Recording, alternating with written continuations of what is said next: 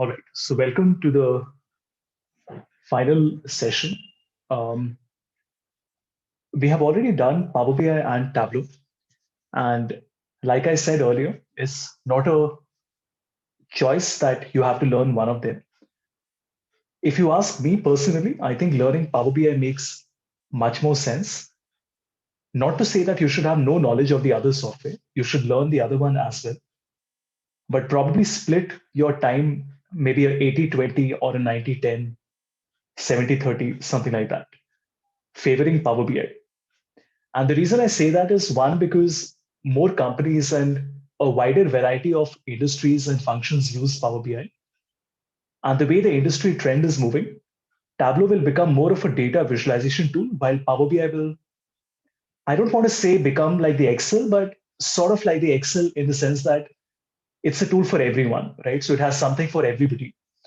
Unlike Tableau, where an organization has to invest some money and upskill people, and it's a journey that they have to take people through. Tableau is not the sort of a tool where in 1 week you can suddenly learn it and start using it. Power BI, on the other hand, is that has a learning curve as well, but at the same time, it's much simpler and it's more seamlessly integrated with Microsoft applications. I obviously work on both of them. I pay for both of them. I train people on both of them. So I don't have any preferences as such. I'm just very matter of factly telling you what happens in the industry, right? Obviously, there are multiple other tools as well. So there is Alteryx and Click, and then of course you have the data science tools like R and Python. I'm not going to talk about all those things, how important they are and how important they are not, because whatever I say, I will not get enough time to justify it, right? But yes, Power BI is a must. So just like on your profile, you have to say that you know Excel very well. Similarly, you also have to be able to say that you know Power BI very well. Let's quickly see what all we had done on Power BI last time, and then we will continue from there. So today I'm going to focus on DAX, which is data analysis expressions. In one line, what is it? It's a formula language for data models, which means that after you have loaded a data set on Power BI, whether it's an Excel file or a text or a CSV file, simple visualizations are okay. You don't need calculations for that. Similarly, you don't really need visualizations for custom visualizations.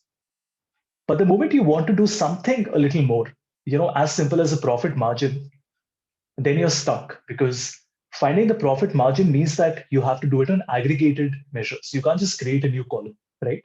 I think we had discussed this in a lot of detail. Profit margin is not the profit margin for each individual transaction. You find the aggregated profit, the aggregated sum, and then you divide it, right? And today, obviously, we will do many more functions, especially date calculations, right? So I'll open the file again.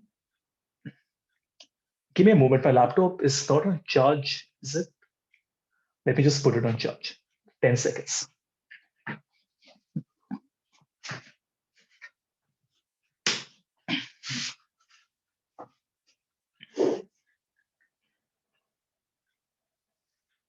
Right. So quick recap. We had multiple years of sales in different files. So we had 2013, 14, 15, and 16, which we appended. Appended means putting one below the other. Since there is an option called get data from file from folder, I think that's the easiest way of doing it. This was a fact table, right? The sales data was a fact table, but we wanted to add two dimensions to it. One was the category, the other was the customer name. And then, if you remember, on the customer name, we had also done some cleaning using column from examples. So on the customer name, we had done some cleaning using column from examples, where we changed the surname, last name, surname, first name into first name, last name. The best part is that Power Query remembers everything that you have done. Like we had our training 2 days back, but even now I can go back and see what those steps were. So if you notice step by step, it tells me that we took the data, we added a new column using column from examples. This is the formula that was automatically written. We removed the additional column and we renamed the column. So does this mean that if you're performing, let's say 75 transformations, every single one will be saved? Absolutely. It is saved forever. So theoretically, you can even have 500 queries, even though it's very unlikely that you will have 500 steps involved. Because see, the data that you have on Power BI is usually already fairly clean. It is coming from a system. If a person has made it, you're already cleaning it on Excel before bringing it to Power BI. So a lot of people say that if on Excel I do 100 steps, will I not need to do 100 steps on Power Query? You will, but you're not trying to replicate what you did on Excel, right? It's not a replacement for Excel. So remember, the data that you get on Power Query is already fairly clean. It's in a good shape. You just have to do a few additional transformations on it. Then with the sales, we had done a merge, right? So if you go back and remember, we had done a merge where we selected the subcategory and the subcategory like this. We also created a conditional column, which was very simple. We said that if the day name is Saturday, it's weekend. If it is Sunday, it is weekend. Otherwise, it is weekday. But we had done this for the category, but for the ID and name, we had not done a merge because there is an alternative to do this, which is to create a model, which is hey, the table on the left is a dimension which has each customer ID one time. The table on the right had each customer ID multiple times. Could we have also selected subcategory and subcategory in a model? Absolutely. Why have I chosen not to do it? No reason other than the fact that I wanted to illustrate to you that there are two very different approaches to connecting different files. One obviously is Power Query, the other is using a data model like we're doing here. Yeah, I think that's what we had done last time. Any questions so far? We still have one file left, which is the target. Let us take the target file as well, and then of course we can start creating DAX measures.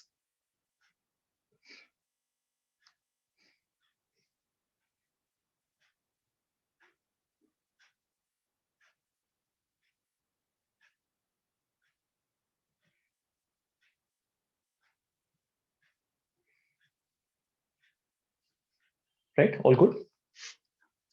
We had already discussed that the target Excel is not in the correct shape.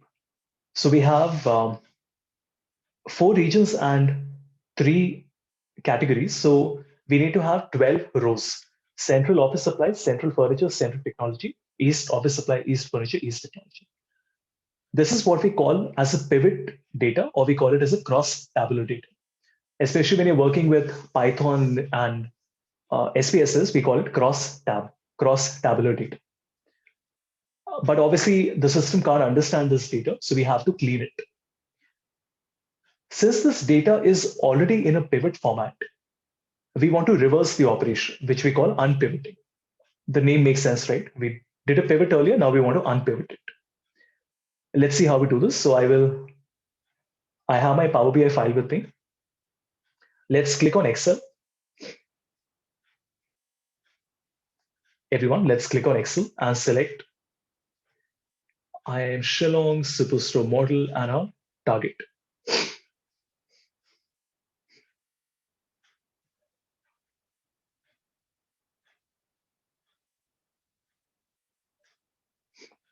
Right?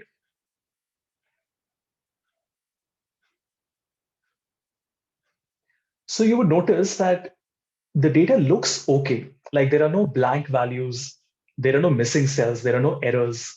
The heading is in the correct position. But we know that this is not the layout that we want. We want to make some transformation on it. We click on transform data. After selecting the target sheet, click on transform data.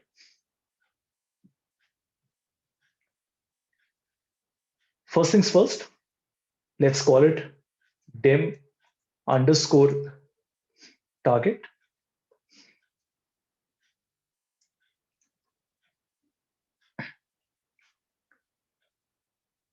Now region is the first column, which it should be.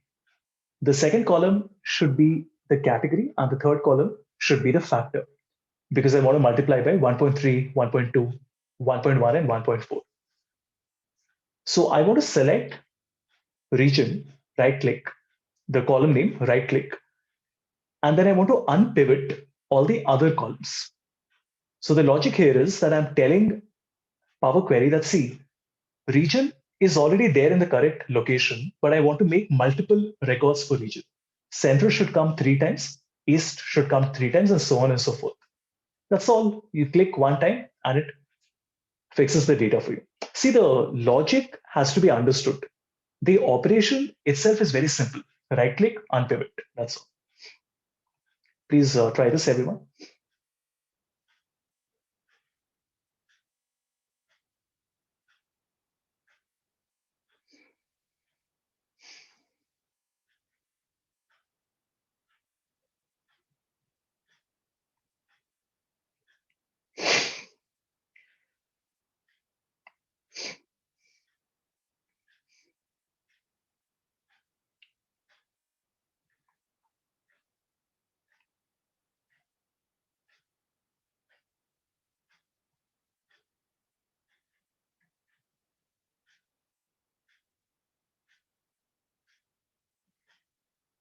Right? Why is it called attribute and value? These are just placeholders that have been given, so they don't really mean anything. Attribute is a text and value is a number. I can double click and call this my category, and I can double click and call this the factor.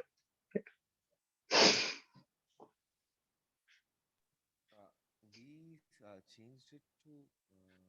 Is somebody saying something? The voice is very low. Okay, no, no, it's okay.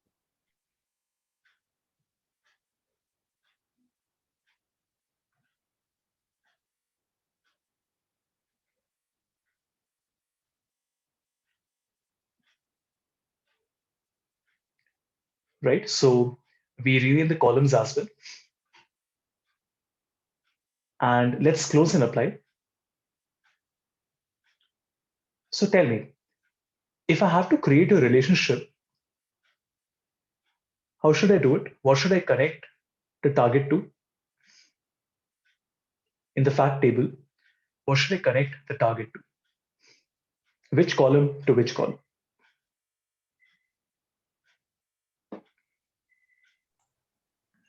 Category to category we can connect. But which one is one and which one is many? Region. Let's say category, right? So if I want to connect category to category, one table has to have a list of unique values, the other needs to have a multiple values, right? So which one has unique values? Does the Neither target of table them. have unique values? No, it does not, because if you notice, in my target, each category is coming multiple times, each region is also coming multiple times. You see the problem, right? If I ask you, can you tell me the factor for central? You can't, because there is no one factor for central. There are three factors for central depending on the category, correct? That is why if you try to create a relationship between category and category, it's not a warning, but it gives you a soft notification saying that it is creating a many to many relationship, right? It's an advanced topic. We don't want to get into it right now, but it is basically telling us to see this is a very advanced operation. This should only be used if it is expected that neither column contains unique values and that the significantly different behavior of many relationship is understood. So they're again giving you a very strong notification saying, are you sure you want to do this? Like it works. There is something called many to many, but that's not what we want to work on, right? We want to create a one to many. Can I do this with region? Same problem. If I select region and region, it says many to many because neither table has a unique list of regions. So what do we do? I think we'll have to connect it to category table first and then to the sales table. Like dim underscore category. How will that help? But how will that help? Because in my transform data, how can I map with one category? one category does not have one factor, no, it has multiple factors. So how will I know which one I want? Do you see my point?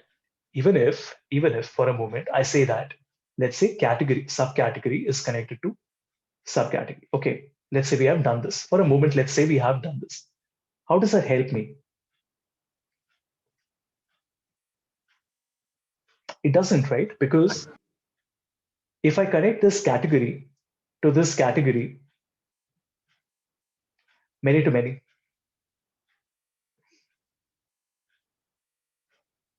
We have to Yeah, we so have to create a the combination kind of thing, like exactly, both the categories. exactly. We have to create a combination.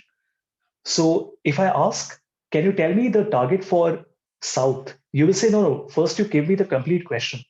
I have to tell you the target for South corporate or whatever, South office supplies. If I say East, I have to say East furniture like that.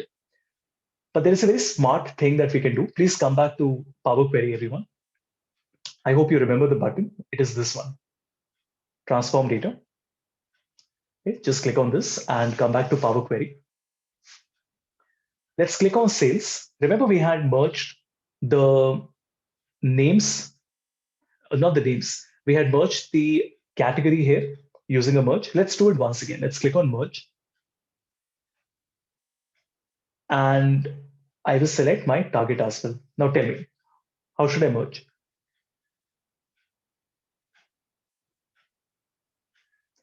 This is what is called a multi-column merge. That means I click on region in the first table, I click on region in the second table. Is this enough on its own? No, it's not. That is why I will press Control and then I will select category. So this becomes the first column, this becomes the second column in my selection. Same thing, region, press Control, click on category.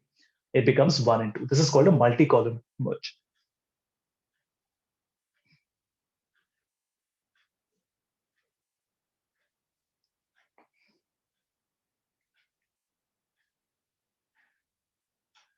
That's it. Click on OK. So you don't have to literally create a new column with the two columns concatenated like we do on Excel. You will be able to do it like this directly here. I expand it. I just need to have the factor and it will give us the factor like this.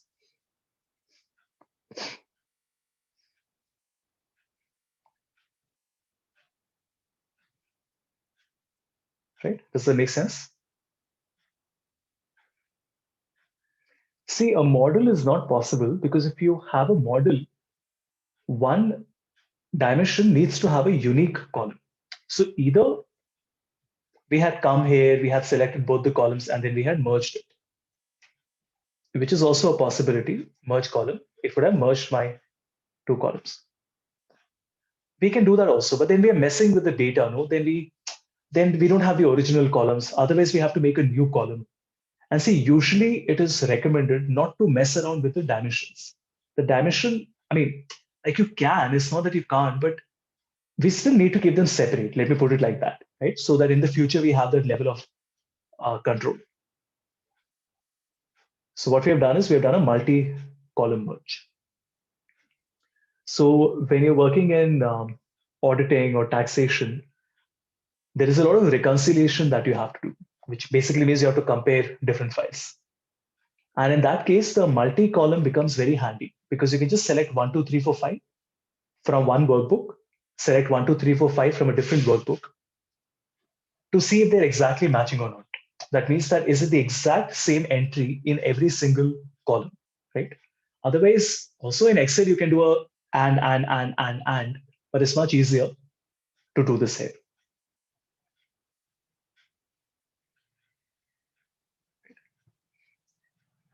Any questions, anyone?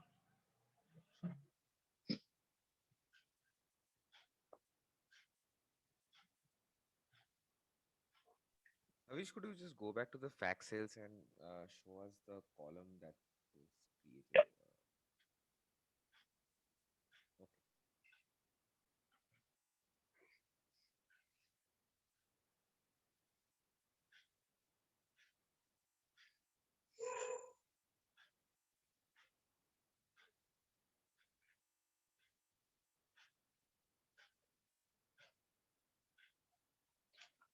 tell me if you have any questions.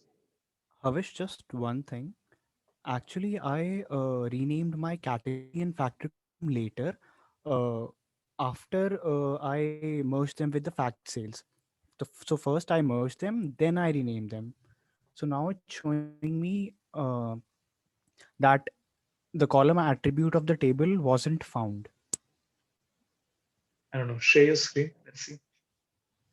Yeah.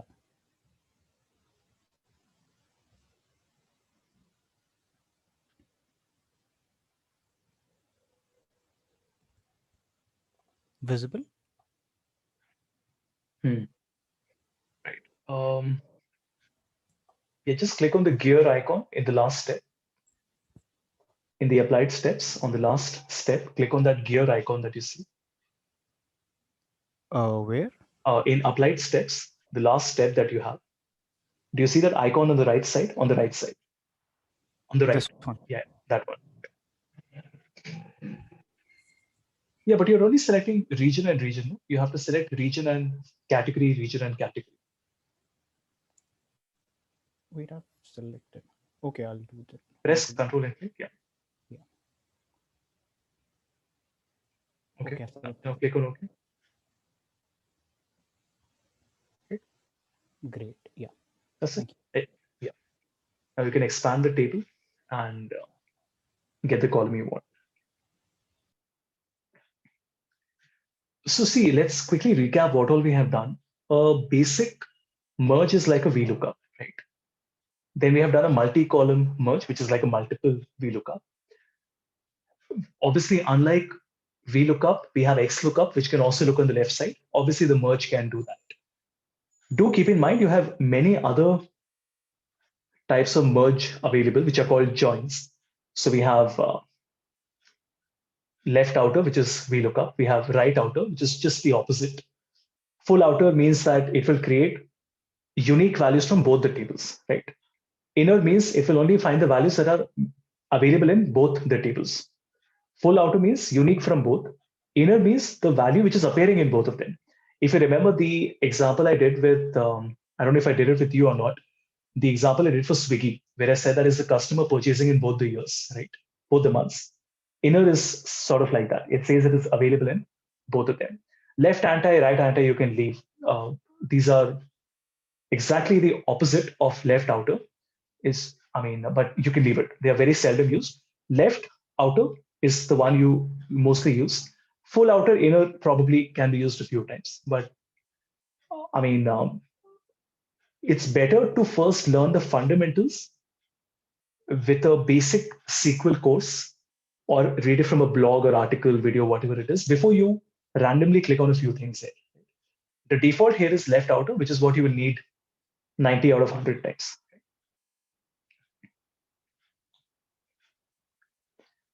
Yeah. Okay, so this is the factor. Let me just call this the factor. Okay, now tell me. Sir, I'm not able to select both of them at once. When I'm selecting region, Press Control. category is going away. Select one, press Control and select the other. Yeah, I tried that. Share your screen.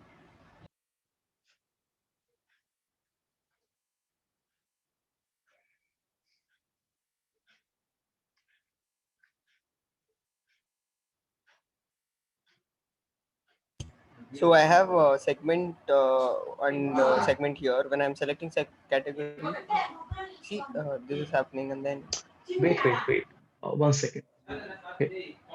Click on region, press Control, and click on category. Why are you selecting segment? okay, sorry. On the right side, press Control. Keep it pressed, okay? On the right side. I'm pressing Control now. No, not like that. You have to press. Yeah. Select region. Click on region. Press the Control key and don't lift your finger. Keep the Control key pressed. Yeah, I'm doing the same. Havish, he is in relationship column. It's not margin. I'm sorry?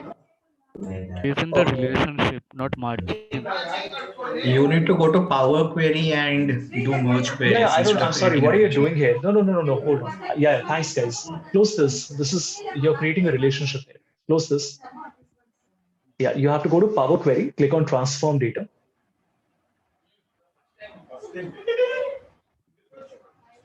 Right? Then you have to select the sales table.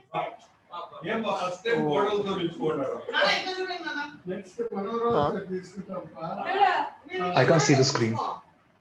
Oh, sorry. Yeah, now How about click now? on merge on the right side. Look at the top right. Yeah, click on merge. Oh, The first one. Okay. I'll do it. Now it should work. Okay, thanks. No, it should started completed. No, complete it. Acha, okay. Right.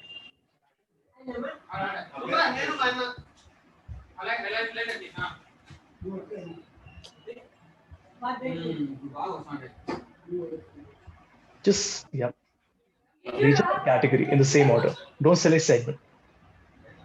Oh. Right. Okay. Thank you. That's it, right? Yeah. Thank you. Great. Excellent. I'll share my screen again.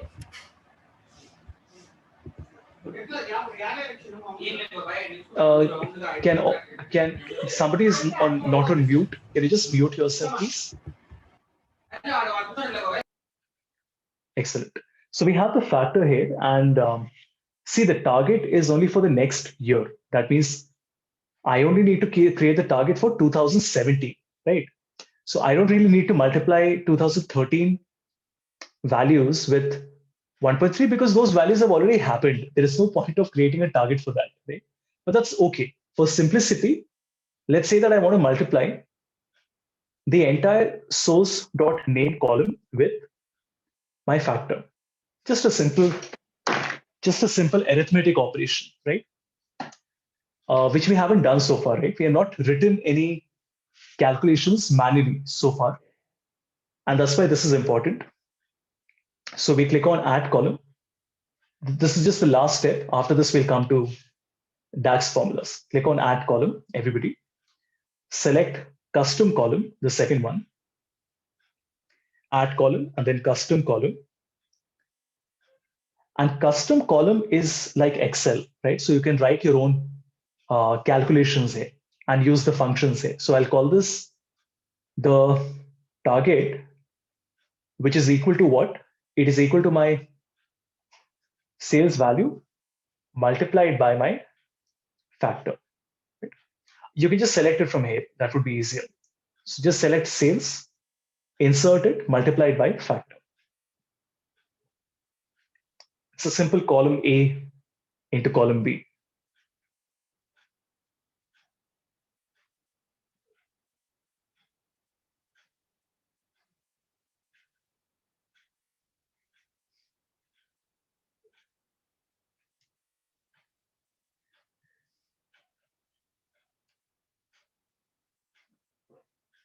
That's it. Click on OK, and you will get the target. Now I want to see the target as a whole number, not as a float, as a decimal. So you can click on this icon and select whole number.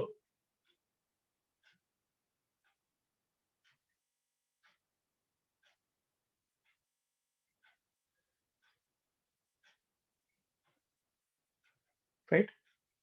And that's it. Now we don't need the factor, so I can just delete this. This is what we wanted. Once again, remember, we're only using the target for 2017. 13, 14, 15 is 14, 15, 16 is meaningless. We need it for 2017 only. But in any case, I multiplied both the columns. That's okay. Avish, just one thing that we have used a formula of sales into factor. Right. And then we deleted the column of factor. Yep. So isn't it dynamic or just a static number which is coming after that? It is dynamic. So if tomorrow, let's say this 1.3 becomes 1.5, then this result will also change. See, this is not like Excel, right? Where you say that, okay, I multiplied A into B, I got C. If I delete B, then C is not connected to B anymore. It's not like that. The steps are still there, right? So every time you refresh it, all the steps will be executed. That means that the new factor will come and the new factor will be multiplied by the sales value, which means, sorry, I got disconnected. Can you hear me now? All good? All right. Yeah, Vish. Yeah, thanks. Right. So bottom line is that if you ask me, is the factor there? What is the answer? Is the factor there or not in this query? It's very much there, right? The moment you say that there is a column that existed somewhere in the steps, it remembers it. It is never going away anywhere. See, you have to stop thinking like Excel. In Excel, when I delete a column and I save and close the file and I come back, there is no way to get that back, right? Power Query is not like that. Power Query means that you're doing transformations on a data, but that is like a time span. At any point, if I want to go back 5 steps, at any point, if I want to go back and see what did I do last month, I can always go and do that. Right? So, yes, it is dynamic in the sense that if tomorrow you say, Havish, if I make this 1.3, 1.5, will this also change? Will the number change? Absolutely. Even though you can't see the factor right now, when I refresh the data, all the steps will be executed, right? And that's how first the factor will be calculated, new factor. The new factor will be multiplied by sales, and then the factor will be removed. Right? Good. Any other questions?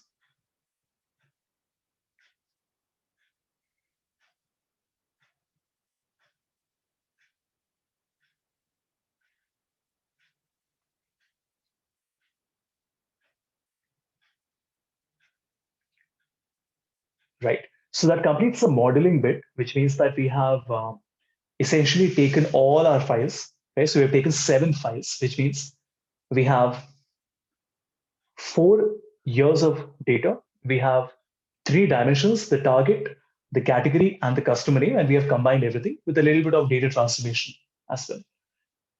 The reason I did a model is to show you how a model works, but if you did not want to do this model, you could have done a merge as well. That's up to you. In real life, no project will have only one thing. It will always be a combination of merge and um, uh, a model, right? The finesse of when to use which one depends on many factors. But it's not just experience. It's not that I have more experience, so I know what is the correct answer. There is no correct answer, right? It also sometimes depends purely on choice, right? I'm in the mood to apply merge, I'll do a merge. I'm in the mood to do a model, I'll do a model. Okay? Great. Havish, I'm getting an error after when I'm clicking on the apply query changes. Share your screen. Yeah, 1 second.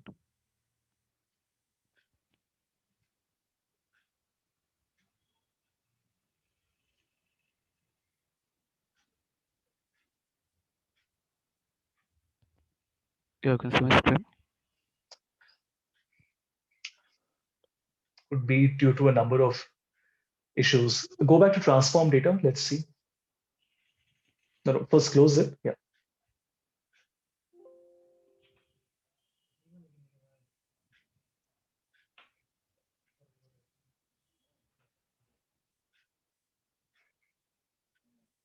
Just take me to the right. Show me all the columns. Yeah. Seems all right. Just show me the other 3 tables as well quickly. It's okay. This is okay. That's okay. Just give me a quick preview. This is okay. And the target. I think seems okay. Just click on close and apply. Let's see.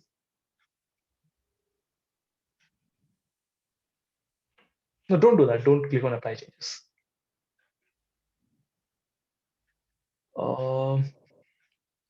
Close it. Close it. Click on apply changes at the top now. See if it works. The same thing appears. 1 second. column region in table 10 docket contains the duplicate center is not allowed to columns. Okay, close it. Go to your model on the left. Go to your model on the left. Yeah, what is this relationship? This last one. Yeah, delete it. Done. Yeah, this one. Delete it.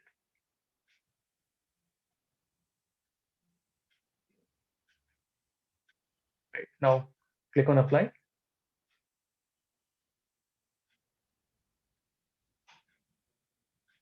Okay. Okay. Now Thank you. see guys, this will happen. I mean, right now you wouldn't have seen these problems happening because I'm guiding you. But the truth is that this is not like Excel, right? Where fine, it's a formula, worst case scenario, you can modify the formula or, do something manually. This is a tool not meant for Excel users. It's a tool meant for IT professionals, which now managers and MBAs are also using. So the errors that you see here are going to be very technical in nature, and there will be many errors of different types. How to solve them, how to get the answer, there is no shortcut, but never be afraid. I mean, the point I'm trying to get across is that you have to get comfortable with errors, with these issues, with these anomalies that come up, right? And whenever something comes up, don't worry. If you're confident that what you have done is correct, do a process of elimination. Go like I did. I went to transform data. I saw that everything is looking okay. Then I went to model. I saw that no, there's something in the model which shouldn't be there. So I can isolate what could be the possible cause for it, right? That's the only thing we can do. But if you go to forums and you see the more complicated files you create and the more DAX queries you create, there'll be many, many, many such issues that will come up. Okay, good. Anything else? Anyone? Right. Now, what we need to do is to create what is called a date table. Okay. So I'll just create a new page and I will create a date table. I'm writing it here itself so that this becomes a note for you as well. So the first question is why, right? And the next question is how.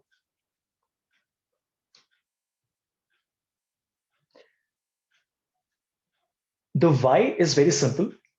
You need to create a date table because for advanced calculations, let me just put it like this, you cannot use the order date from the fact table for advanced calculations. That is why you have to create a date table.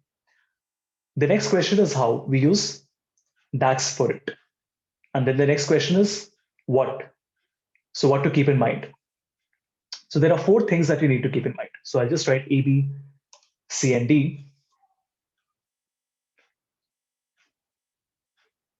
All right, let's see. The first point to keep in mind, it should be a date column or a date time column, as in a column with both the date and the time. The second prerequisite is that there should be no missing dates.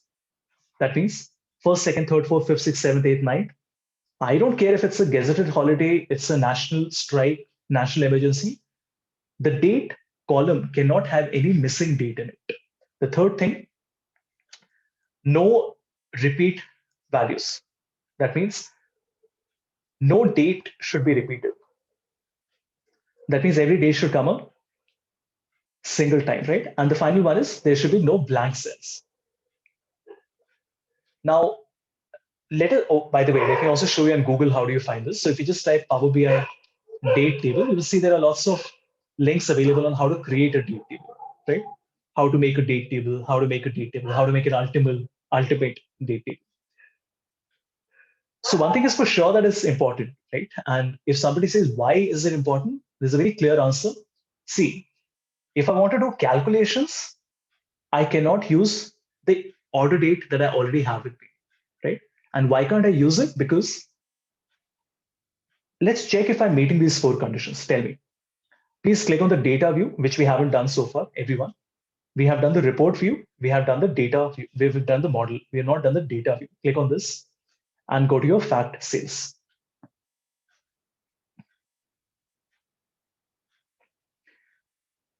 So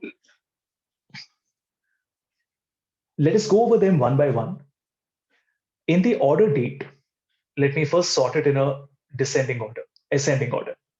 Tell me, are there missing dates? Oh, no, tell me, is it a date column? Are all the values a date? Yes or no? Yeah, because Absolutely. the data type It would be, states right? that. Like if you get a proper data and if you see dates, obviously everything will be a date unless there is a manual error, which we are not counting right now. So if there is no manual error, yes, it's a proper date. So okay on the first one. Second one, starting from the 3rd of January, going forward in time, it seems that we have 3, 4, 5, 6, 7, but can you say that every single date is appearing in this data? Or can there be gaps in the middle? There can be. They can be, right? As you can see, there is no 8th. There's no 8th of January. But let me ask you a broader question. With any data set, can you ever be confident that there will be no gaps?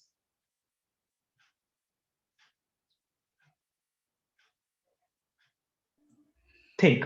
No. No. Sales data, stock market data, e-commerce data, system generated data.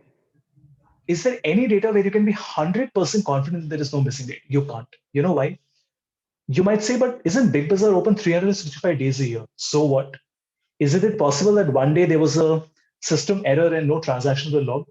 Isn't it possible that there was a national strike? Isn't it possible that there was a store renovation happening and the store had no sales?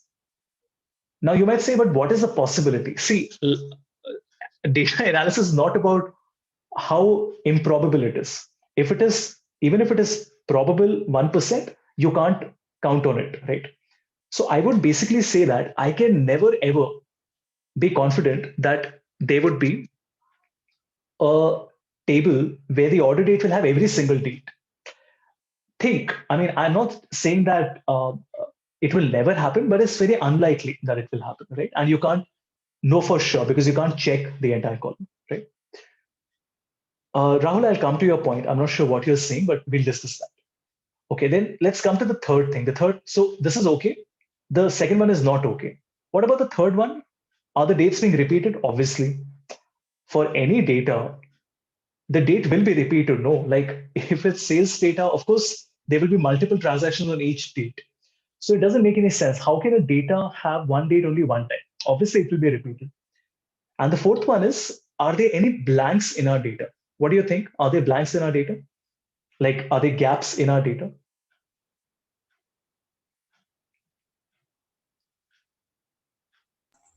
By blanks, do you mean null values? Null values, missing values. Not really. Why would there be null values? See, if there is a date on which there was no sales, still the date will be mentioned, no? It will never happen that this column has a blank in it. So recapping, date is okay. It's a date column. No blanks is also okay. There are no blanks, but this is the problem. It has missing dates and dates are being repeated. And that's why, because these four conditions are not met, that is why we have to create a date table, right? Now, what is suggested is that you should always make a date table. Now, the reason is because it is very unlikely that all these four conditions would be met. It is possible, but it's unlikely. So on the safer side, it is always said, please make a date table. Now the question is, how do we make it? So we know why we need to make it. We also know what we need to keep in mind. But the question is, how do we make it? Now for this, we use DAX. Please click on data. Yeah, Rahul had said something. What is it? Rahul, can you elaborate that? Like to ensure that there are no missing dates. When we are designing the system, we can have like something that creates a dummy transaction every day. Yeah, absolutely. Absolutely. See, that's on the system end, no? So at the back end, if the way it is configured, you're absolutely right. A good system should automatically generate those missing values so that it is accounted for. But see, even then, one problem is still be there, no? This problem is still be there. I will have dates being repeated, right? So while we're able to account for that missing date problem, this problem will still be there that a date will be repeated. But yeah, good observation. So we click on data. Havish, could you repeat like what are we trying to achieve with the date table? Like what are these advanced calculations you're talking about? We'll come to it. You just have to take my word for it. We'll come to it. Let's make the date table, then I'll show you the calculations that we will make. Okay, so let's come to the data view. And here I want to click on home. Right? And we want to select new table, which is use a DAX expression to create a new table.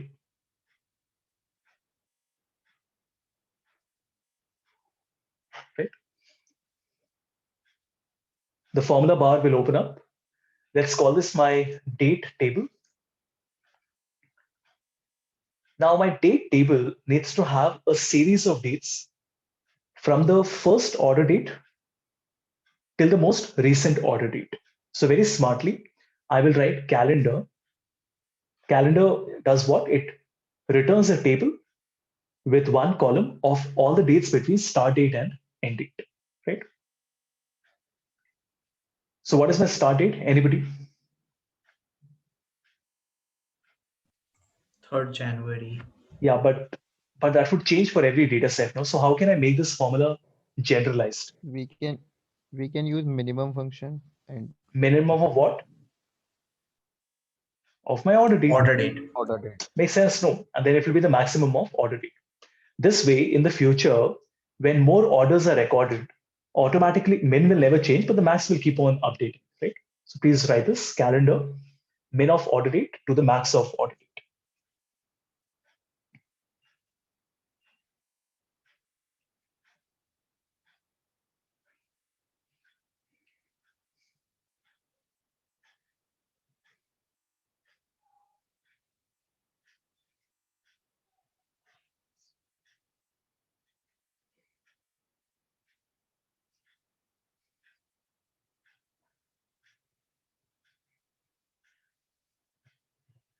Right?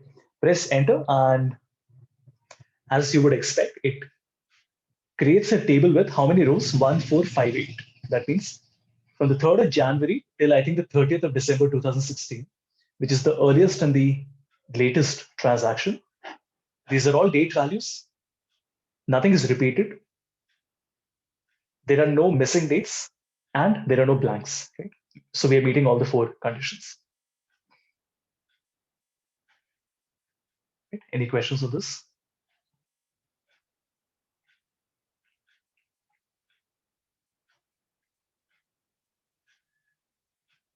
There are many, many, many other ways of creating date tables. Not to confuse you, but just to show you how that works. So that you don't feel that, oh, we have learned this and there's nothing more to learn. There's a lot more to learn. This is one of the simplest advanced date tables, right? If that makes sense. Let me just copy this. Okay, so if I make a date table like this, I just want to call this, what is my data called? Fact sales, right? Fact sales. We have fact sales. Okay. What does it do? I'll share the link, you can read later, but essentially we are creating the same thing. We are creating a series of dates, but we are also creating 3 additional columns: the calendar year, the month name, and the month number, using a single formula. Watch, enter, and it will create date, calendar year, and the month name and the month number. This is a simple example. Obviously, there can be more. I'm not sure if any more are on this website. Yeah, look at this.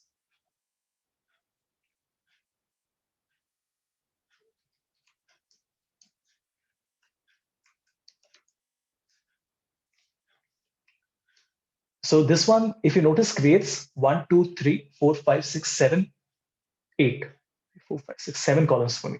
We have the date, calendar year, month name, month number, weekday number, and the quarter. Very cool, right? Because all these columns can further be used as a slicer in my data. Right? So again, the reason I wanted to show this to you is to tell you that don't think that, oh, this is all that is there in date table. Yes, this is the 80%, which is important, but there is a lot more that comes after this. You can customize the function to give you many more results like this. Let's come back and get a small, simple date table like this. All this is there in the course, okay, that I shared with you. And yeah, okay, so we have a date table. Let's also make sure to just select the column and change the type into date. We don't want date time, right? Because everything is 12 a.m. only. So there's no point showing the time. So don't select date oblique time, right? Just select the date like this.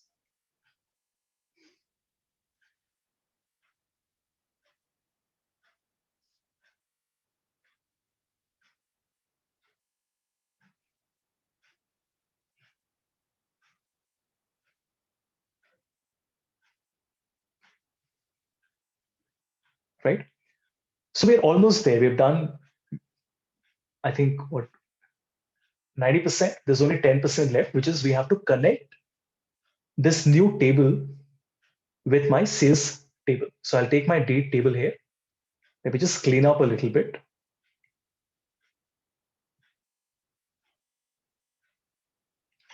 Right? And we can connect our order date, drag it, and put it on date. Now, why is it one to many? Very clearly, because the table on the right has each date coming one unique time, and the table on the left has each date coming multiple times.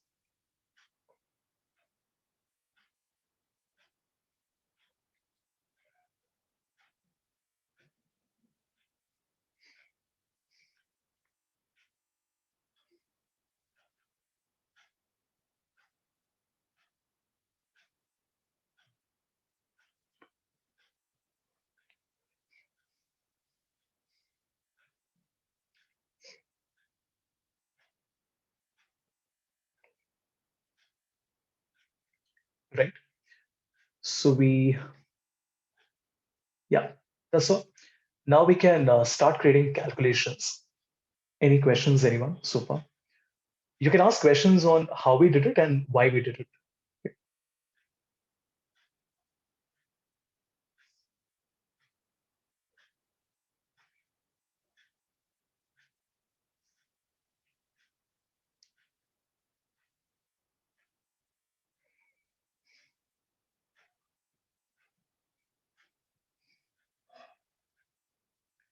Right? Okay, now comes the fun part. This was the slightly technical backend, but now comes the fun part. Please click on quick measure, everyone. Quick measure.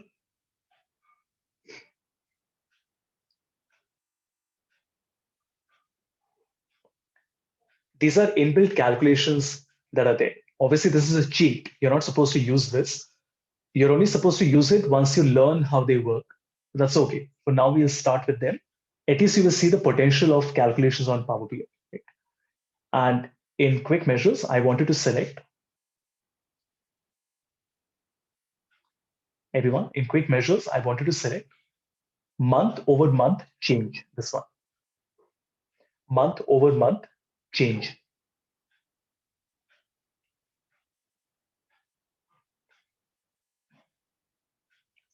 We all know what this is. It's a month over month change.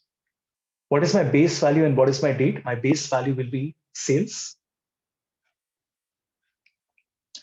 And my date will be the date that I've just created, like this.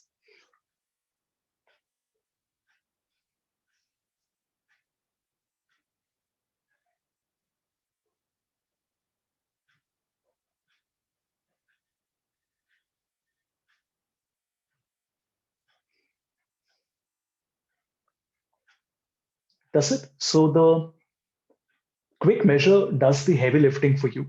You just have to click on OK, and it will automatically create a nice looking complicated measure for you that looks like this. How does it work? I'll explain. For now, just see what it has done. It has created this calculation for you.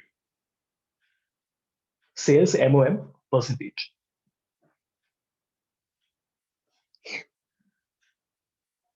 Don't bother reading it. I'll explain how this is working. For now, just look at the fact that a calculation has been created, right?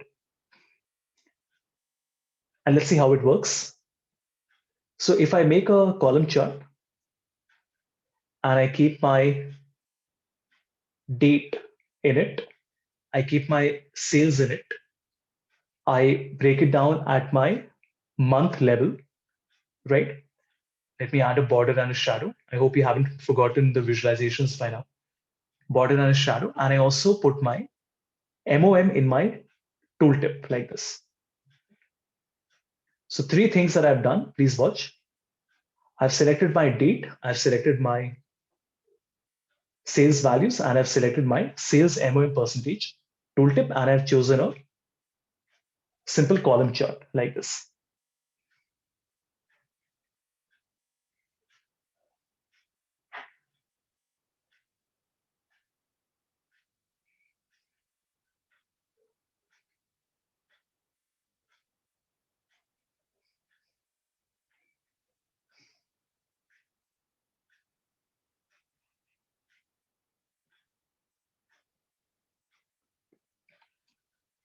Right? So once you do this, what will happen is that it will tell us that for February, the sales were 4,500, 4,500, which was a 68% decline from the previous month. So the previous month was 14,000, 68% decline. Next month, 1,100% increase, 11x, 49% decline. Very cool, right? Like imagine doing these things on a chart. You just can't, right? On Excel, you will have to do some calculations. God knows how you will then make a chart for all this. It's so easy to do this on Power BI. Havish, why is it coming as 2 April and further on it's like 3 May? Quarter two, the second quarter. Okay, fine. Yeah.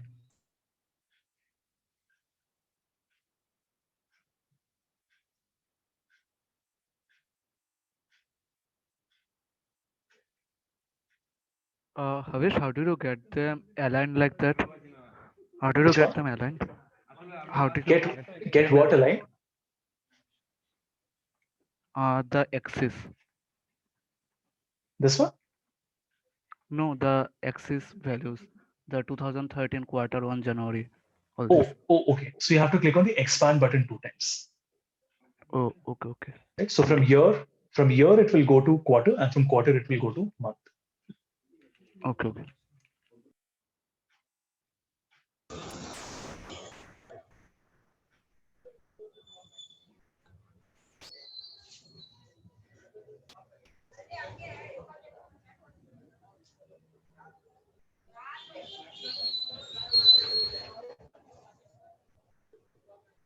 Right?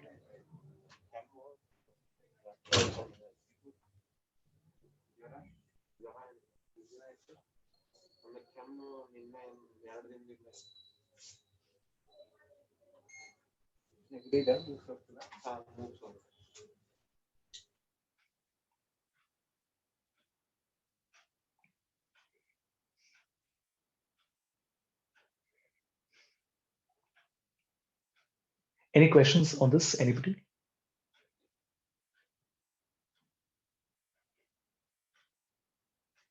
Now you don't need to do this part because I'll be sharing the file with you, but this is just for understanding.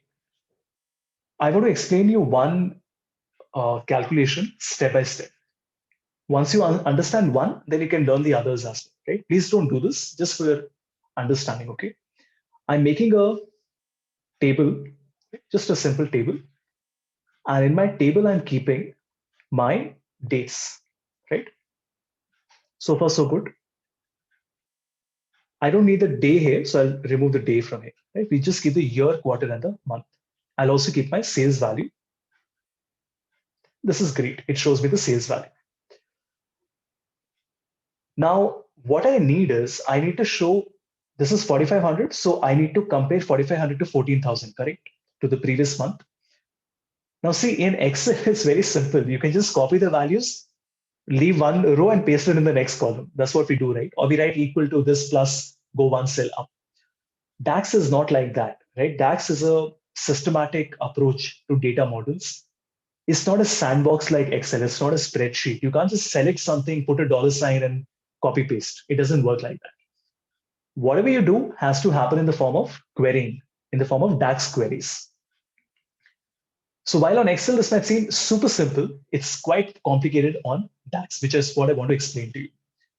Let me first make my sales 0 decimal, right? 14,000, 4,000, 55,000, and so on. I'll also increase the size so you can see this clearly.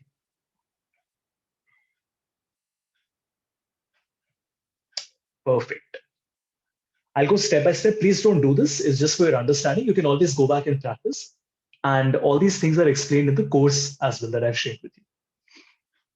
I need to get the value for the previous month next to the current month. So February will have January, March will have February, April will have March.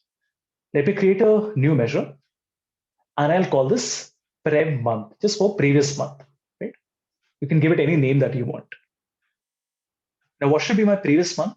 It will be calculate. That means I want to calculate something which is modified by a filter. So what do we want to calculate? The sum of sales, but not the sum of sales for the current month. We want to find the sum of sales for the previous month. That means if I write calculate sum of sales, what will happen? Nothing will happen.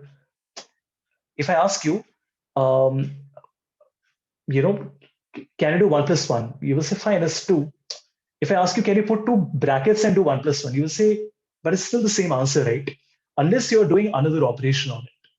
So when I write calculate sum of sales and I put this Prev month inside my table, we get the same answer. There is nothing different, right? We get the same 40,237, 4520. But this is where I have the ability to add what we call a filter, right? This filter is not like the one that we use on Excel. That's a little different, but sort of the same thing. We are still filtering the data. Now, when I say filter, I want to explain to DAX that no, I don't want to find the current month. I want you to find the sales of the previous month. How do we do that? Now, here we have an option called previous month, right? Of my date. Let's see what happens. So when I press enter, that's it. Very cool, right? Now imagine you have a function called previous month. You don't have this on Excel, right? You only have this on Power BI. Any questions on this, anyone?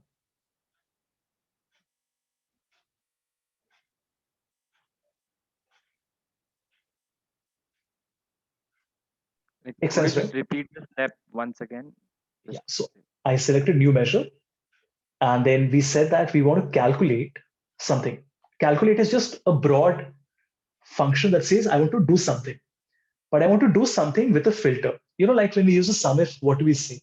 We say that I want to sum the values, but only for those people who are in North. Like if I ask you, can you tell me the average GPA for those of you who come from a BTech background? What does that mean? I want to calculate the average, but there is a filter. And what is that filter? You guys should be a BTech. That is what we're doing here. We're saying we want to find the sum of my sales, but only for the previous month. That's why it is going to the previous month and finding that value. Okay. But there is a better way of doing this, which is we can use something called date add. Date add will move the given set of dates by a specified interval. That means here I can control the number of months. Previous month will always go -1, but here I can say date add, date. What is the number of interval? -1. And what is the type? It is month. Do you see the difference? The result is, I'm sorry, what did I do? Just a moment. I selected the entire table. I'm sorry. Yeah, so let me just break it into 2 lines so that you can see this clearly. Right. You notice we get the exact same answer, but this time we have done date add -1 month. Now you must be wondering, but isn't it easier, Havish, just to use previous month? It is, but here I have the ability of writing -2, which will give me an offset of 2 months. Very cool, right? Or if I say -1 and I say year, what will happen? Please look at this, everyone. The first year will be blank because there is nothing to compare against. But 18,000 for January will be compared against the last year's 14,000. Now, do you see why in the long run it's much more robust than Excel? A lot of people say, Havish, isn't it easier to do on Excel? I agree. If there was one calculation, but here, by a little bit of customization, you can get a variety of results. In Excel, for every single thing, you have to write different formulas, different dollar signs, different functions, and stuff like that. Here it is very simple because there is a template you have created and you can customize it however you wish. So if I say quarter, I'm sure all of you can expect what will happen. It just compares it to the previous quarter. What does that mean? April is compared to January, May is compared to February, like an offset of 3 months, basically. Right? And if I remove the month from here, it will show me like this. So it is comparing Q2 versus Q1, Q3 versus Q2, and so on and so forth. Right? Any questions so far? Let me change it back to month. See, you will Havish, not. in this calculate, Please. Tell me. yeah. So in this calculate function, so is it basically always two parameters? The first one will be some operation, the second one filter. No, you can have multiple filters. So you can add other filters also. But it's always filters, right? Any operation along with the filter. Yeah. So the expression will be an expression, sum, average, max, min, count, distinct count. And then there is a filter applied to it. Right. Good. Any other questions?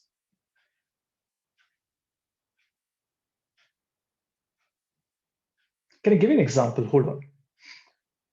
Just look at this, everyone.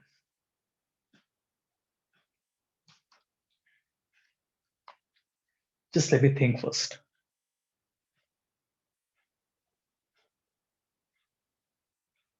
Okay.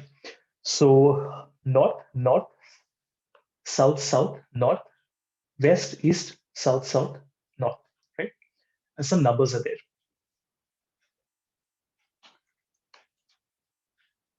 My question is, average for north. How will you do this? The average of the sales only for north. How will you do it? Averages.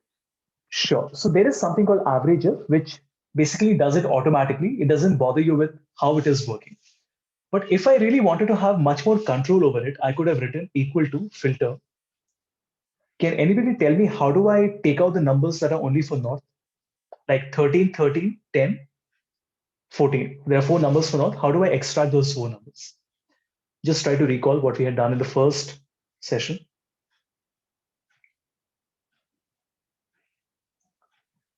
What is my array? What do I want to filter out? I want to filter these numbers. And what should I include? What is the condition? The B row should contain. The B row should be what? N. Equal to N. No, Makes sense? N. So what will happen? From C2 to C11, we know there are 10 values, but only 4 values will be extracted, which is this. And then I can come in the beginning and I can say average. So what did we do? We said that we are applying an expression on a filter, isn't it? We are applying an expression on a filter. The same thing we are doing here. We are saying there is an expression which we're applying to a filter. The only difference in DAX is that you write explicitly calculate. In Excel, you don't have to do that. It just does the calculation on its own. But it's a little bit like Excel. The reason I wanted to show this to you is to make you understand that don't think that Excel is very different. Excel used to be a little different because we did not have dynamic arrays. Now that we have dynamic arrays, it starts to perform quite a lot like DAX as well. Right? But this is not what we wanted, right? We did not want to go back 1 month. We wanted to find the month over month change. So very smartly, what will I do? I will say, let's create a variable, which is VAR. VAR is for a variable. And this is my MOM change, month. I'll just call this month over month change, right? I will create a variable called prev month, any name that you want to give. What is prev month? It is equal to this value, right? Then I will return a result.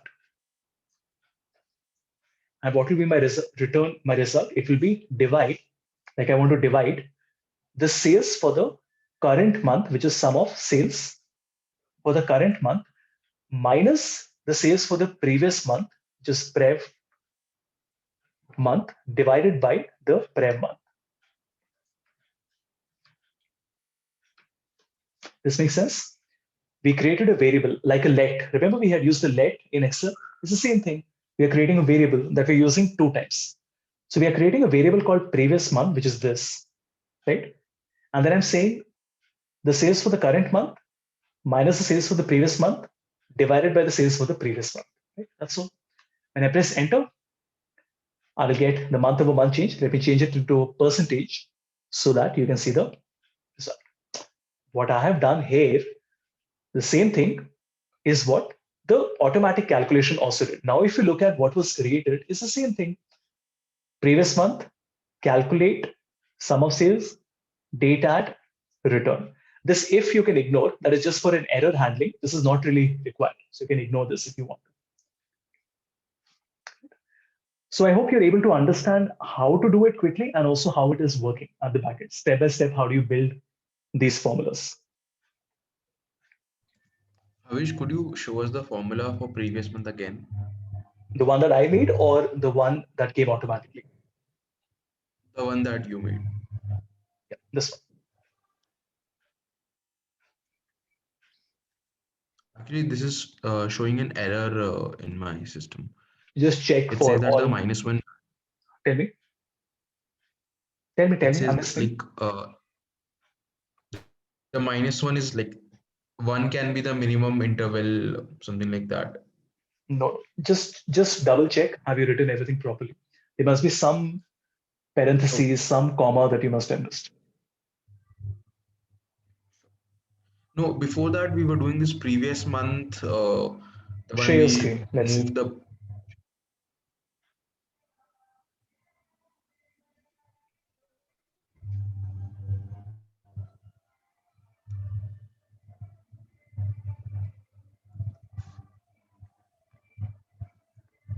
So over here. Calculate. You It haven't shows me after. this error. Yeah. So after the sum of sales, you haven't closed the parentheses. After sales, you have to close the parentheses before the comma. Right? And at the end, Okay. you have added an additional one. Remove that. Yeah. Okay. Now press enter. Sorry.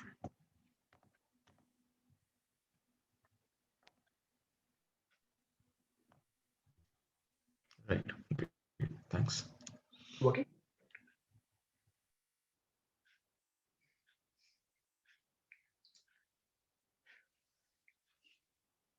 Right. Any questions, anyone?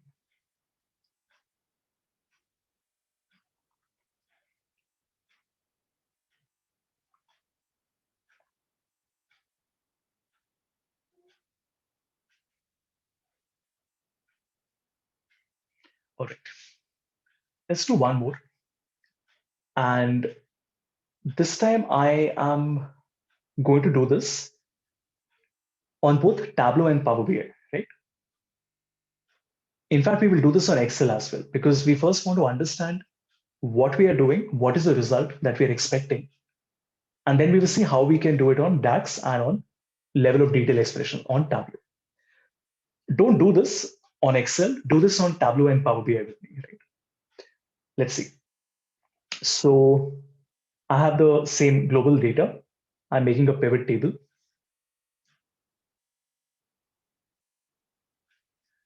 And I will keep my, let me think, my subcategory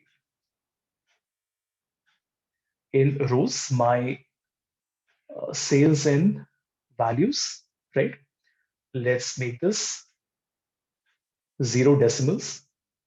And let's also keep a slicer. So let's create a slicer for my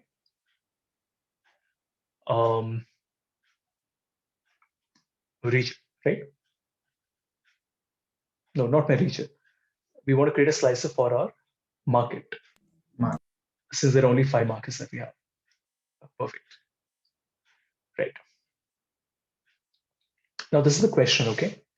My question is, on an average, how much does each subcategory do in a market? How do you find the answer to this question?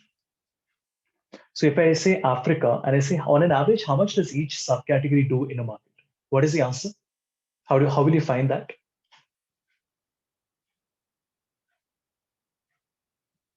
Guys? It will be average You of need what? to divide. What? Average of what? Average of all the totals, isn't it? So what does the 46,104 refer to? 46104. What does it mean? 46104 means that it is the average total of each subcategory. I'm selling 17 products, or let's say I'm selecting 17 brands, and I want to know on an average what is the total sales for each brand. So 46,104 is the average of the total of these subcategories. Now, a lot of you must be thinking, but don't we have an average here? If I make this average, will I get the same result?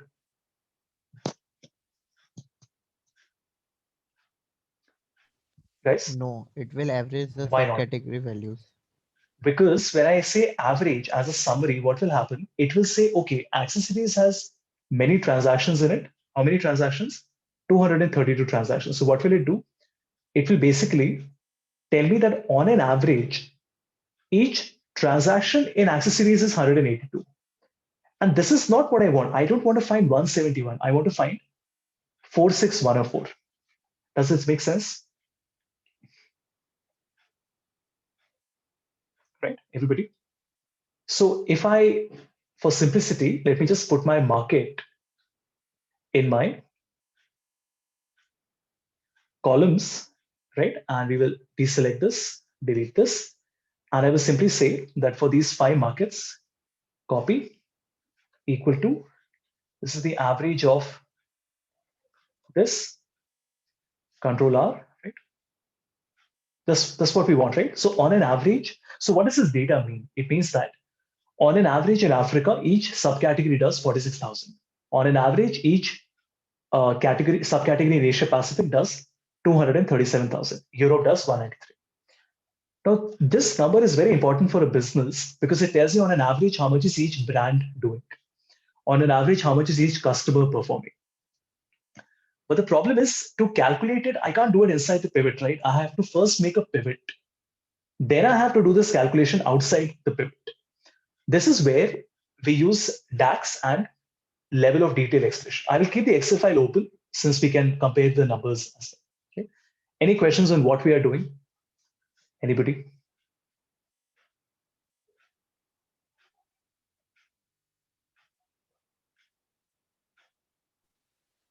In DAX, we can calculate using the average and then filter out by the market. We'll see. We'll see. There's something interesting that's going to happen. We can't just average out the subcategory because we first have to find the sum of that subcategory. Right? Okay, let's come to DAX and make a new page, everyone. Then we'll also do this on Tableau. Right?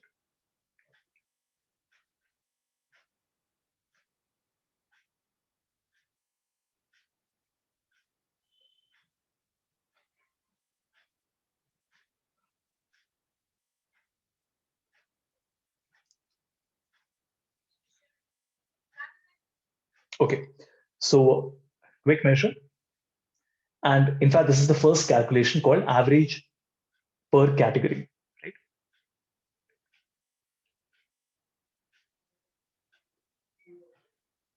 So what is it doing? Average per category says that there is a base value and there is a category. My base value obviously is going to be sales, and my category is going to be my subcategory. Okay? Now it's a 2-step process. First, what will happen? It will find the sales, the sum of sales for each category. How many subcategories are there? 17 of them. The second step is where it will find the average of each category. That means it first finds this 42172, 62186, 38436. After it found the sum of sales of each of the subcategory, it will then find the average, right? Let's see how it works.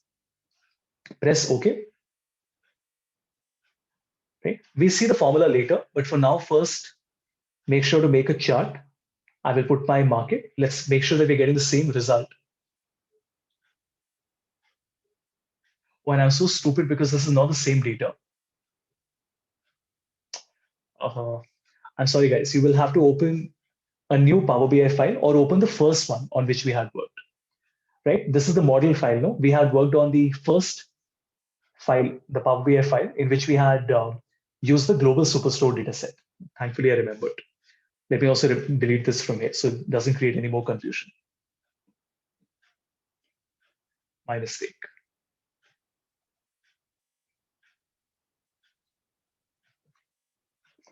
Sales average is not correct here. I'll have to remove it. 1 second.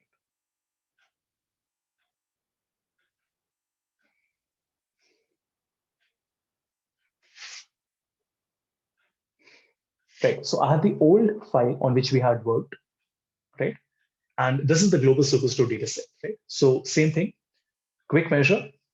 I will select once again, average per category, base value is sales, category is my subcat. Okay, and let's see the results first. So if I put my bar chart with my market and my sales average, the answer should be increase the size, add a data label,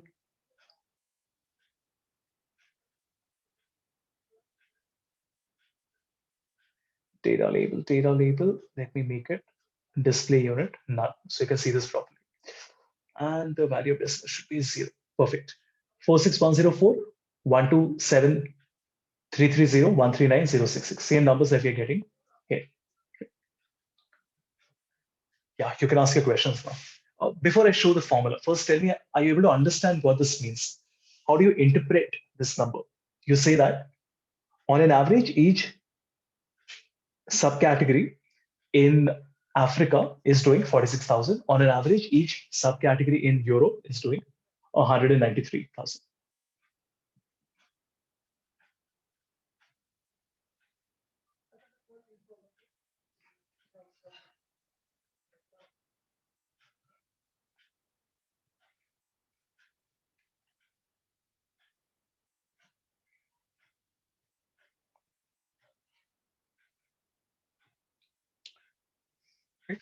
And if I look at the measure now,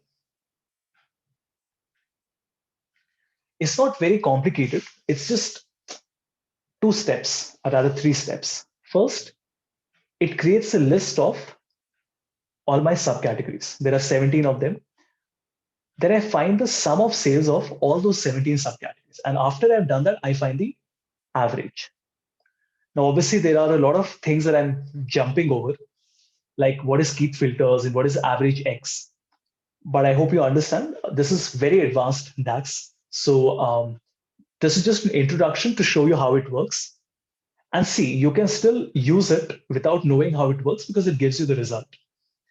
And the reason I did it on Excel is to show you what was happening. Otherwise, you would have got a number you don't even know what it means.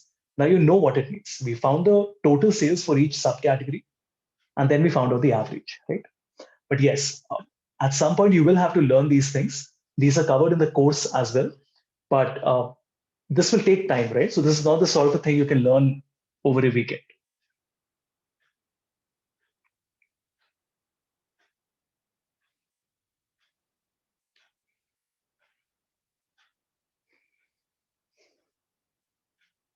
Any questions, anyone?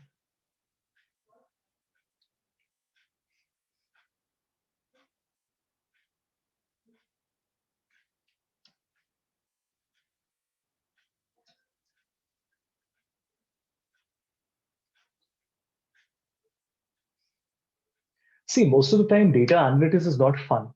It's mostly boring stuff like this. It is exciting because you're solving client problems, right? And you are coming up with interesting insights. And I mean, at least for me, my job is not to come up with insights. My job is to create models and create efficiency in the process, and do create automation in the work. That's what I get hired for. My job is not to look at insights and all. In fact, even if I come up with certain insights, I'm not getting paid to give them insights. I'm getting paid to create a model for them, right? So my job is, of course, a little different. When you work with organizations, you are expected to find out these interesting numbers and correlate them and present it, right? Yeah, so obviously these things are important, but then this is the boring stuff behind the scene, which you can't ignore, because without learning all this, you will never be able to create results like this. And how do we do the same thing on? By the way, there's a very nice video on this where I explain how to do this on Excel, on Power BI, and on Tableau. I don't remember if I've already shared it with you or not, but I'll share it once again, because this is definitely something that you guys should watch after today's training, right? So this is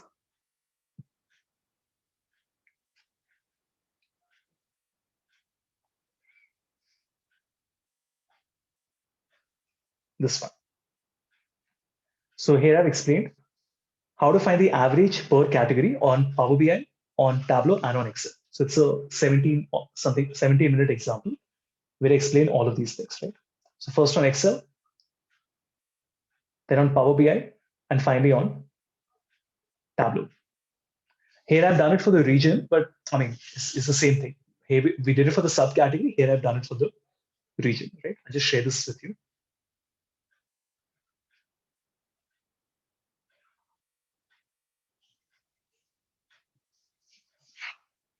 It's on the chat window, everyone. Right, let's quickly do this on Tableau, and then we can wrap up. So I'm not able to find the Tableau file. I think this must be in this IMS. It's very simple. Now that you know the basics, it's just the syntax that you have to learn, right? To get the same result with the same data, all we have to do is we have to create a single calculation. So I create a new sheet. Let's create a analysis calculated field. I will say my average per subcat, which is my average per subcategory. The syntax is going to be very different. We write a curly brace like this. Okay. And in this, we say we want to find the sum of sales for each subcategory. This is what we did earlier as well, remember? We did the sum of sales for each subcategory. Why is it not working? 1 second. Oh, I'm sorry. What am I writing? 1 second.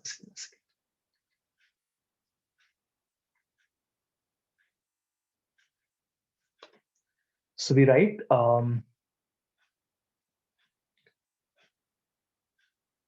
we want to include, right, the sum of sales for each subcategory.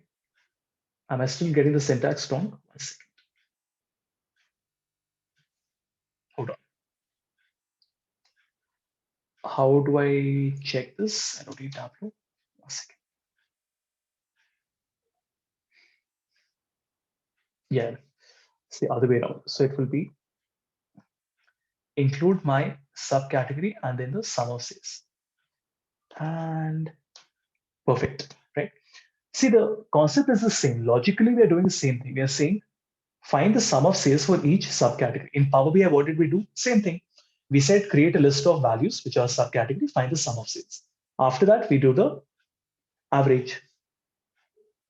It looks very different, but it does the same thing. Damn it. Never mind, we can find the average later. So let's do this, and okay, I will keep my market and my average. Let's make this into a chart. Let's keep the average as a, this should be an average, and this will come in label. Same thing, 46104 237 193 373. Okay, so that's the idea, right? How do you calculate the average of the total of each subcategory? First, you find the total sales for each subcategory like this, and then you find the average. Now, what is all this? What is this curly brace and all this? See, that is the advanced concept of Tableau, which is called LOD, level of detail expression. The reason I need to use that is because my visualization right now does not have the subcategory, it only has the market.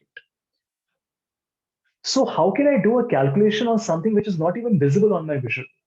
Do you see the problem?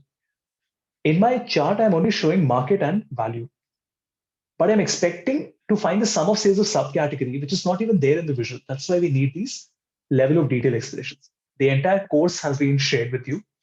Everything has been explained from absolute scratch. What is it? How does it work? And then gradually I increase the difficulty. So we do things like customer cohort, customer order frequency, average total per state, customer billing, lost customers, stuff like that. So there are, I think, 14, 15 examples that I've covered. But yeah, I mean, the course is meant for absolute beginners who already know a little bit of Tableau and then how to work with these calculations. And the same thing is also there in the video on YouTube, where I explain how to do it on Excel, Power BI, and Tableau. I see the misleading part is that the unassuming part is that when you see this, it doesn't seem difficult. No, when somebody looks at my chart, they say, Havish, is that it? You just created a bar chart. They don't know that at the back end, there is a level of detail expression that I've created, right? Like this. Nobody knows all this. So never ever estimate the effort that has gone into a chart by how it looks. It might look very complicated and very complex, and it might be very simple to make. On the other hand, it might look very simple, but there's a lot of work that has gone behind it. Right? Yeah, that's all from my side. If you have any questions, you can ask.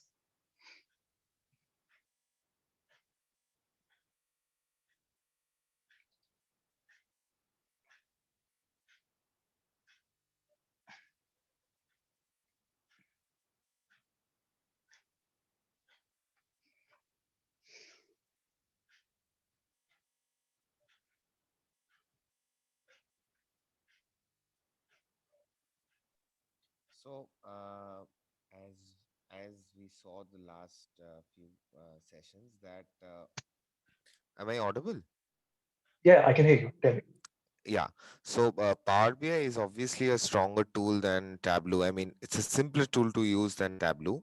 But I was looking into Tableau, and if we want to do some calculations, I mean, if you could show some calculations about how to do it in Tableau, or do we really need to learn to do the calculations in Tableau because already we have Power BI, which is a stronger tool, and we can use it with much more ease. So See, Tableau is a data visualization tool. It is meant for very polished visualizations.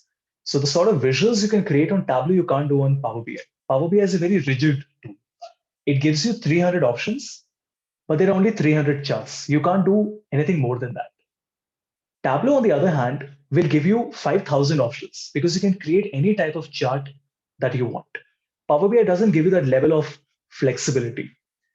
But the catch is that in Tableau, it's a data visualization tool. It's not meant to clean data, model it. See, even in Tableau, we have, how should I show it to you? 1 second.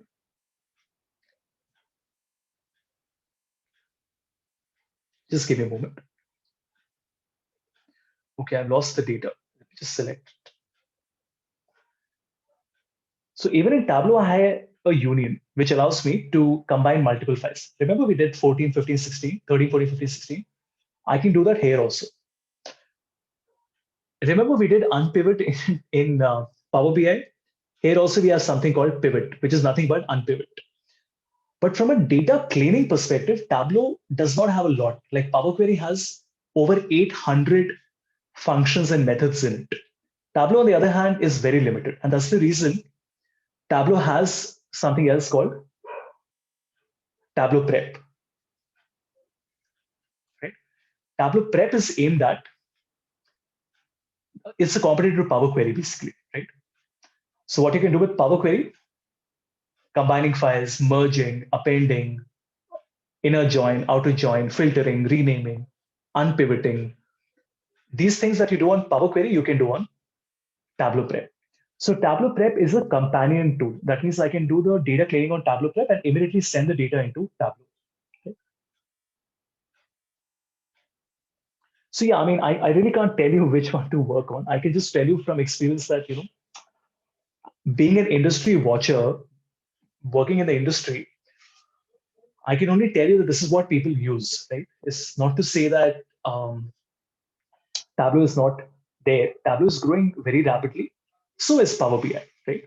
And they obviously are competitors, but they also are in different markets. Like Power BI is integrated very well with SharePoint and Outlook and Microsoft Teams. Tableau is very well integrated with Salesforce.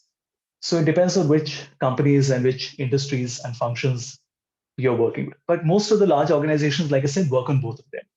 Only last month I did a session for D Shaw. This was, I think, November. Look at this. D Shaw. They did both. They had 1 week on Tableau, they had 1 week on Power BI, the same batch. What does that tell you? It tells you that it's not just one tool, no? They will be working on multiple tools. Every large company. Like I had taught Amazon in 2018, right? In their Amazon and Flipkart, right? In Bangalore. And I remember I'd gone to the Flipkart head office in Bangalore. And I remember I asked them, what do you use? They said, we use everything. I said, what does it mean? They said, we have everything. We have Click, we have ThoughtSpot, we have Cognos, we have. I said, but why? They said, because we have a lot of money. It's just that simple, right? And obviously, I mean, that's on a lighter note, but on a more serious note, every tool has its own sets of capabilities and advantages. So companies keep on experimenting, right? But Power BI is here to stay. It's not going anywhere. So like Excel, it's here to stay and it will continue to be there. Also, Power BI has a very strong link with Excel. You guys will not have this feature yet. It will get released this year. But if you notice, I can now create a pivot table from a Power BI report directly, which is fantastic, right? Because, I mean, imagine I've created something on Power BI, and then that can be made as a template that other people in my organization can use, like this. So similarly with Tableau, the Salesforce integration is very solid because Salesforce owns it.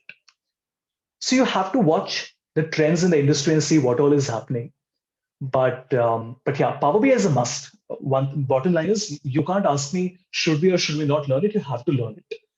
Tableau, I leave it up to you. You guys decide whether you want to learn it or not. Good. Any other question?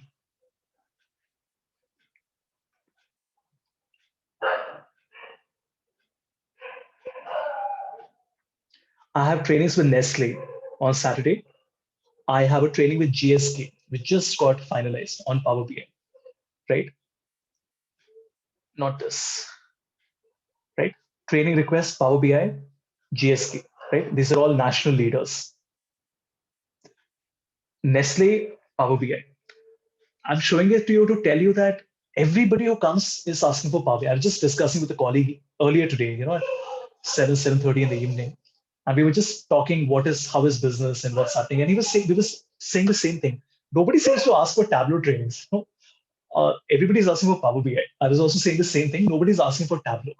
I only have two clients that do Tableau. One is Cvent, the other is D Shaw. PwC, EY, everyone works on Power BI. Of course, there are teams that work on Tableau, but mostly they're working on Power BI. Good. Any other questions, anyone? So if we don't have any questions, so Harish, can you tell us about the live project and capstone project?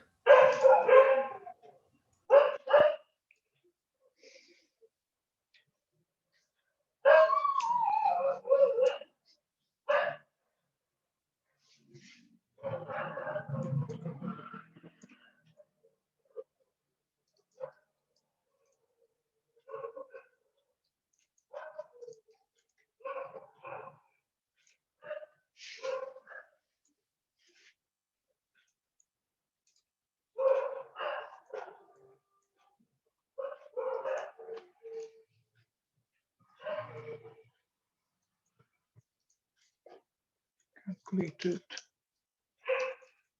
field parameter use custom visual.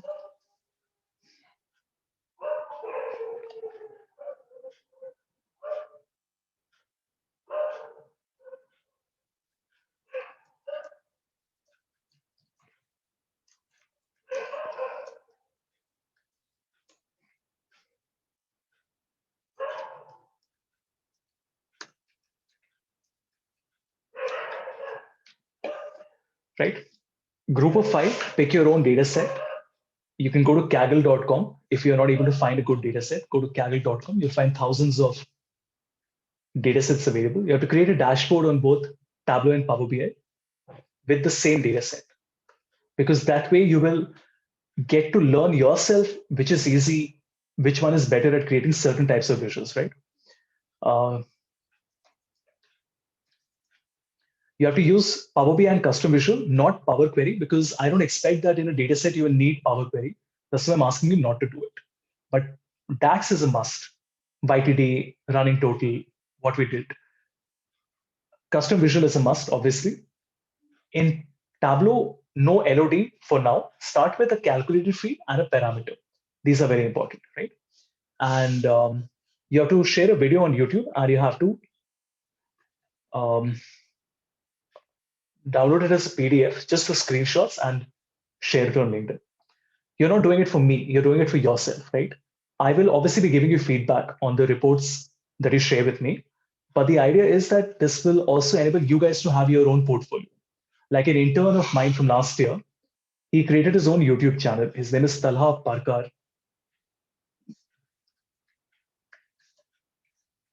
I'm sorry.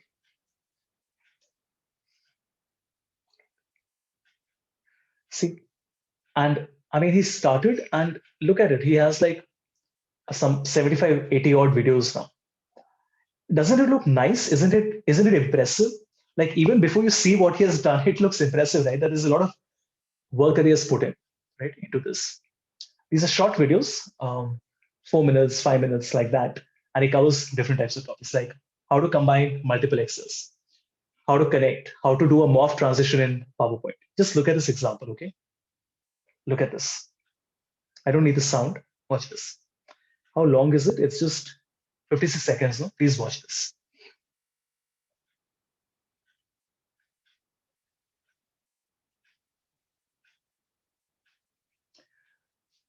So he has created a bunch of squares. He has created another page with a morph effect, transitions and morph, and see the effect that you get. Get this brilliant animated effect.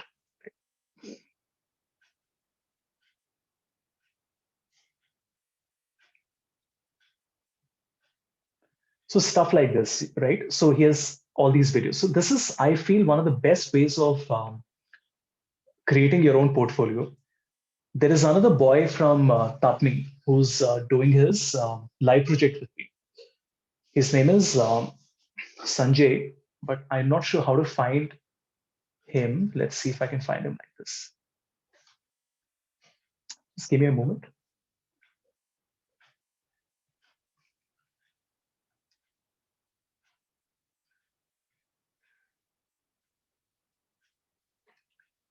He's working on a live project on Power Query for me specifically. And he also has his channel, but I'll need to open it on WhatsApp. So Sanjay, look at what he has made. He has made this. This, of course, is a finance example. Just look at what he has made. He's made this wonderful model where you can find the intraday time series. You can select you have to put your API key, select your from and to currency. You can put your ISO code to get the currency for that particular country. And it's absolutely brilliant, right? It uses Power Query, custom functions, dynamic arrays, a lot of functions on Excel. Okay, just look at this. So I can write MYR to INR and select 30-minute duration, last refresh time, and you notice the data changes automatically. How cool is that on Excel, right? So this is what I always feel is the best way to present your work. Make videos, right? And I say this with experience of having tried out 100 million things. The best way to present your work is in the form of a video. There's nothing better than that. I always do it. Any client that I go to, I don't send brochures and PDFs and emails and stuff like that. I just send them a 30-second, 60-second, 1 minute, 5 minute video.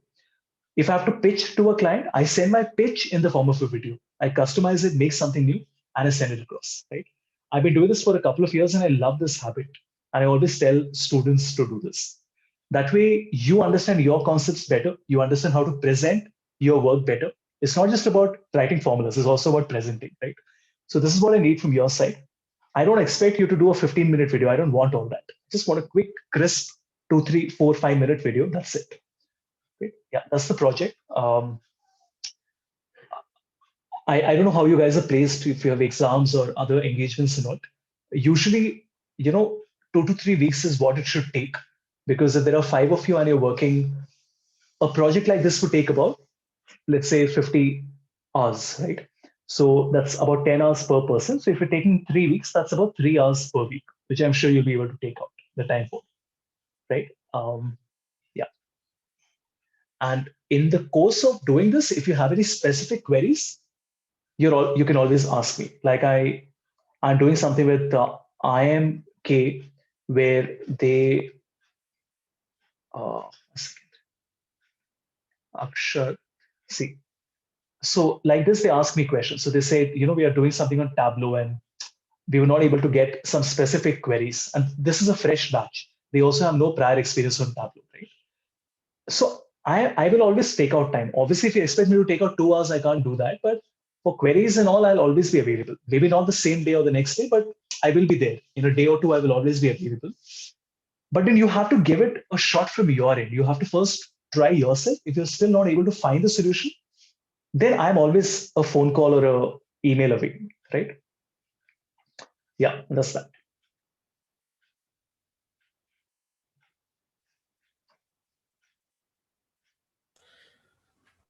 So Avish, in regard of teams, I think there can be some flexibility. Can there be some flexibility, like 3 On to the 5 size? members? Yeah. See, Yes, on the size. I recommend 5 because there is a lot of work into a dashboard, because somebody has to research, somebody has to look at other reports, download the files. But that's okay. I mean, yeah, you can make it 3 to 5. I'm okay with that. Not less than 3, because this is not really a 2-man job. It requires more people. 3 to 5 should be okay.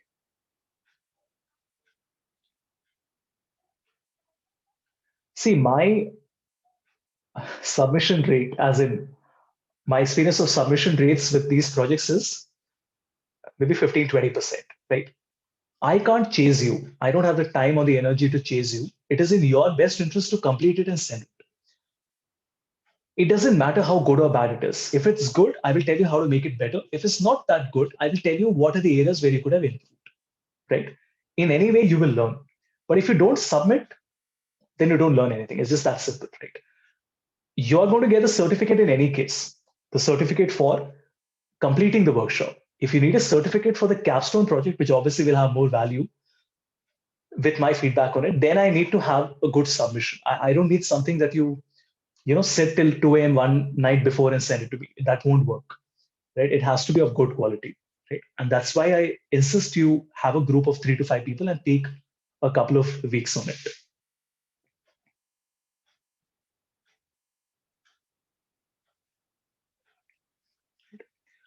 Good. Any questions, anyone?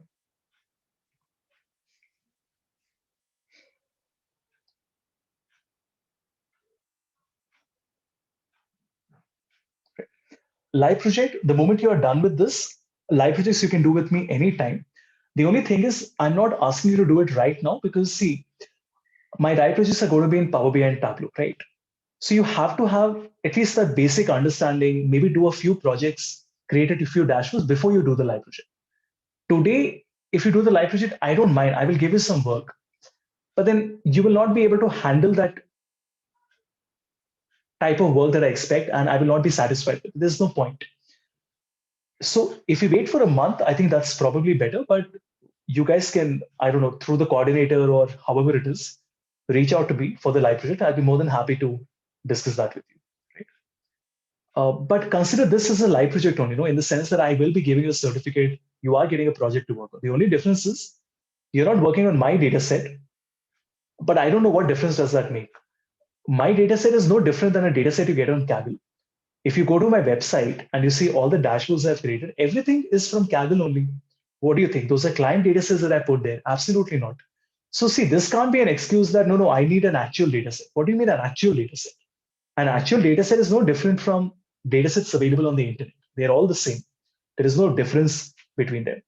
Even a client, when they give a data, they don't give me problems, right? They just give me a data. I have to find out areas of improvement and possibilities and tell them and suggest things to them, right? So if you feel, but Havish, where's the problem statement? The problem statement is to come up with some interesting insights. That's all, right?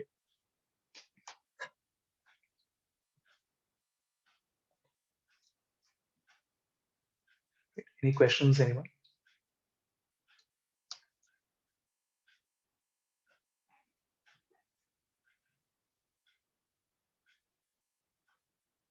Anyway, you can take a day, you can think about if you have any other questions, you can always put it on that Excel file or just collate it and come back to me and just drop me a text or something if you have any specific queries. And I'll, like, if you have a data set and you're not sure if you should work on data set A or data set B, send me both the data sets. I'll tell you which one is better, right? But don't ask me, give us a data. I can't give you a data. But yes, if you show me a data and if you ask me, is this a good data set to work on? I will look and I will reply, right?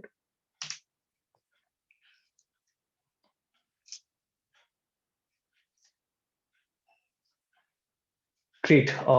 Yeah, guys, that's all from my side. If you have any questions, you can ask. So we will do one thing. So we'll just take a maybe a screenshot of all the participants, just for the social media handles. Just we'll put it on the Shillong pages and everything. So if everyone can turn their videos on, just for one final time, it would be very highly appreciated. Yeah. So if you want to feature the social media handles, you can do it, or you can skip it.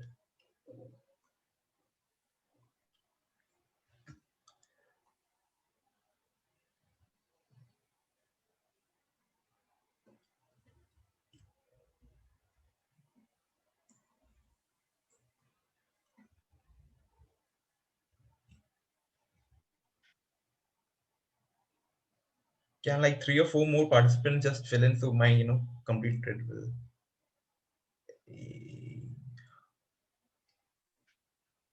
Yeah. Okay, thanks. I think we are done, right? Yeah, done for so yeah.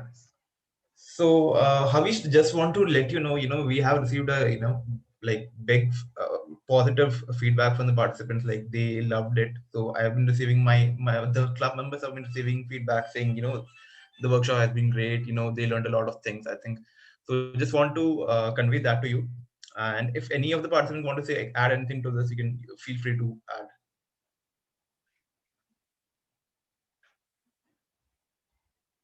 If you are shy enough, definitely it's okay. We'll roll out a feedback form over mail. You can definitely add any suggestions that you want. You can also show your love in chat. So if you have any comments or feedbacks. Yeah, I think we'll send that. If you have anything to add here, you can just feel free to, I think it's been a long day. I know that. So.